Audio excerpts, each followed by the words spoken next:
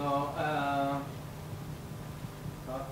the paper is using very unique database, very interesting database, and it is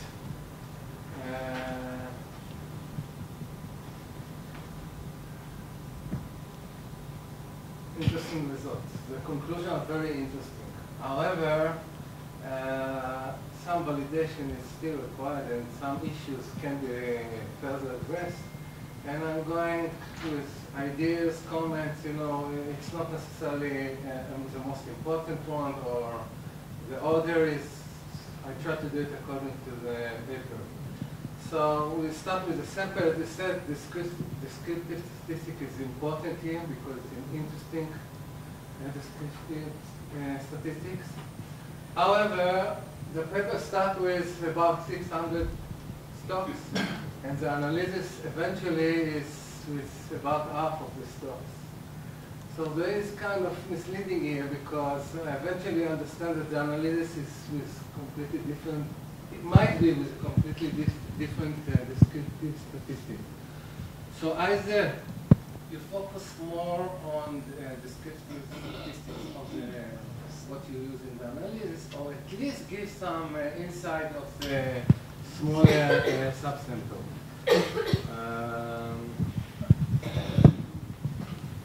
And about this huge reduction, you take out all utilities from the analysis. And the logical is clear here because utilities are quite regulated, so probably investors have less impact. However, there is some problematic step here because the investors still engage those firms. So the investor do believe that he can make a change. So at least you should check it if he is making a change or not. I would suggest to use a special control to do all the analysis with all utilities and specific control for utilities with the entire sample. But at least check whether this omission is reasonable and not bias the results. Another deletion of companies is made because of problematic data, which is returns. If you don't have sufficient returns observation, you take out the firms. This is something probably you cannot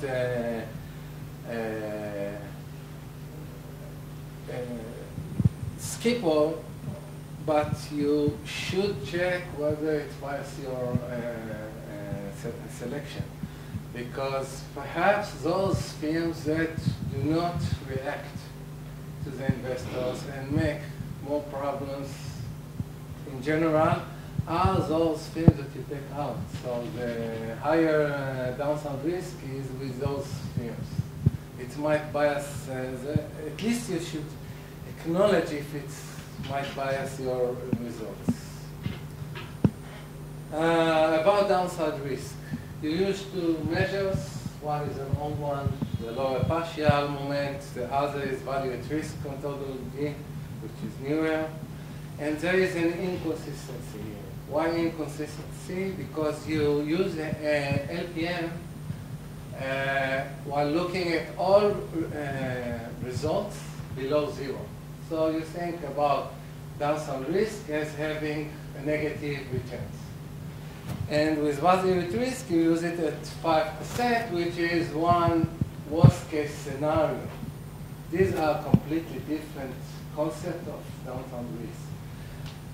First of all, you should give some consideration here and discuss those considerations in the paper, because this is a critical issue. Why downside risk? Why not general risk? Okay?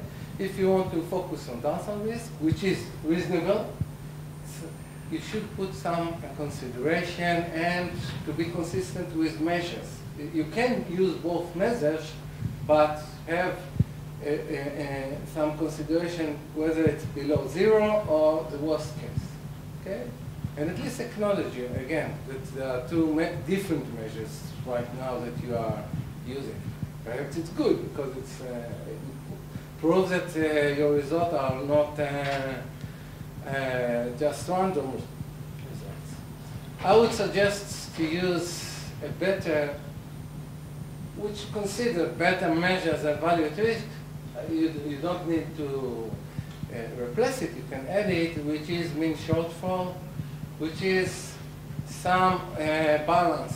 On the one hand, it's making the LPM summation of results, and on the other, it uses value at risk methodology, and it has the benefits of both measures, and it probably would be good to use it here. And as you mentioned, a good idea is to look at options. This is out of sample instrumental measure to look at premiums on out of money put options and to see if the market acknowledge, which will give you not only a measure of risk, but whether the market acknowledge the change in downside risk, which is important issue, a separate important issue. The problem is with using mean shortfall is that you need more than one worst case scenario measure. If it's 5%, first of all, you don't have to use 5%. You can take all negative again. But it raises the questions to me, how did you decide of the 1 month measuring of downside risk? Okay? Because if you are looking at all the left tail distribution, then 1 month is okay. I'm not sure why, but it's okay. But if you want to look at the extreme result, as in 5% value at risk, then it's problematic to use only 1 month, because actually you are looking for worst case scenarios, extreme tail distribution, you need more time to measure it. So you might consider it, or at least discuss it in the paper. How did you decide? You are using corrections, another subject, you are using corrections for the match pair. The paper is using a match group, and you try to balance the differences using a correction factor, and the correction includes size, the market usual measures. I think you should include more measures in this factor, for example, the distance of score or something close to it, because if the companies in your group suffer more from distance than your matched group, then it can explain a lot of the results just because there is a distance issue with companies, or the other way around. So you should consider distance measure and liquidity. As you write, you have a problem with some returns. Liquidity of one group versus the other might explain a lot of downside risk and bias the results. I would also suggest you to consider all of the monthly observations that are during the announcing of the quarterly reports. Why? Because in those observations you have a lot of information that flow into the market during those months. So you expect very large return observations, which might cause downside risk in prices, and then the investors are more informed, so we will see lower downside risk. So you should control this factor because it can account for downside risk in many observations. finally, you have a very strong conclusion, which is very interesting. One of the most advantages of the paper is that downside risk is reduced through engagement without compromising returns. This is very strong and important conclusion, but if you want to check it, you should do more checks. One of them is including the momentum as one of your factors. You use the former French 5 factors. At least momentum is now the standard to claim this such a result, because again you might be biased through momentum. So downside risk might be correlated with momentum, and that might affect the results. Overall, it's interesting and important. Thank you very much. Thank you.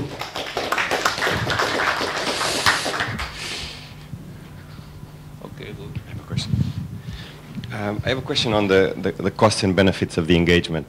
I mean, we think about it from the perspective of the investor, also from the perspective of the firm, but so there's things that are relatively easier to change, things that are relatively more difficult, and I mean, I guess you have data on the amount of effort that's put into each one of these things, so maybe you can look a little bit into that. But one of the things that I was thinking about is, you know, maybe the firm wants the investor to continue connected, right? So the firm has an explicit objective. So this might confuse a little bit what you're going to learn from that, because it could be that there's something really hard to deal with, that even one small contact may lead the firm to actually do something, because the firm has a long-term interest on the investor being tied to the firm. So maybe you don't have enough data to think about costs and benefits of these things, but you know, just think about that.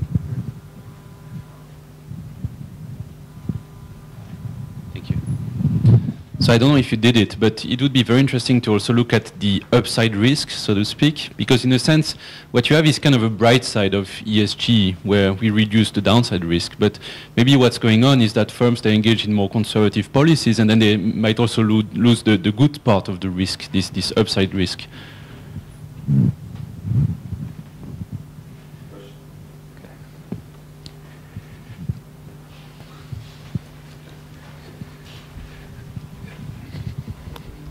One question I have on the way always is, do you control for the size of the investment in the company?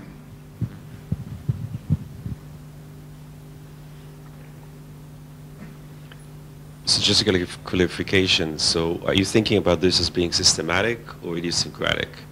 If it's idiosyncratic, they shouldn't care for it. If it is systematic and it's priced, why should they care for it? And so do you have in mind something where the price is, you know, the market doesn't have it right, and by kind of changing the underlying firm, you're getting some return on top of that? But I'm not sure for those institutions why they're doing it. Yeah.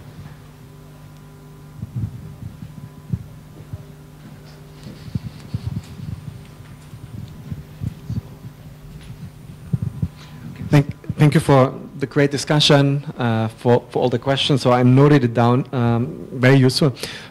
So just a few comments about the discussion, because we can implement most of them. So the reason why the sample drops quite a bit is because we use this kind of 2-year window around the engagement to see whether there's an effect, because it may take some time until the market kind of captures the benefits of the engagement.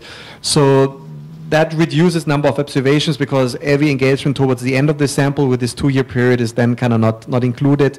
Plus, like also you pointed out, in some cases we don't have returns data. Now what we've done for robustness is kind of just look at the 1-year period, so then this kind of around engagement. So results are still a bit weaker, as you would expect, but they're still there. So maybe we should think about making this the main specification. And I think your comment on utilities is also, and regulated firms, is very valuable. We need to think more about this. So we got this comment from them, that there usually it's very difficult to change something, which then raises the question, why do they engage?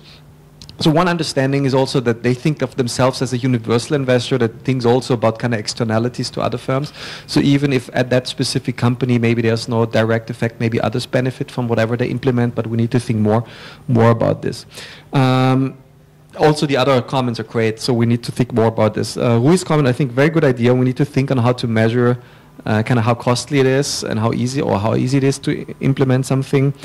The upside is also a very good comment. Actually, in this other paper that we have, we indeed find that the firms that have higher emissions, they have higher downside risk, but also higher upside potential. So if you look at kind of in the money put options and their relative expensiveness in terms of the volatility smile, how steep it is, so we also find something there. So here we haven't yet done this, but that's a great idea. Manny's comment, I think, is also good. We can do this. It's also going a bit in your direction that maybe your incentives to do something is bigger if you have a bigger stake in a company and if that stake is part of your portfolio is bigger. So Alon, I think I don't have a good answer yet because we haven't thought about this, but it's kind of important because it's a question of how we align the two approaches. Right, because like you pointed out, in the second one, we argue that this kind of systematic price factor. I think of it, but again, I haven't thought enough about this. I think of this more as idiosyncratic, a firm-specific, kind of as in the first analysis. But again, we need to think harder about how to kind of then align the arguments with the second tests. So we haven't thought of this. Thank you.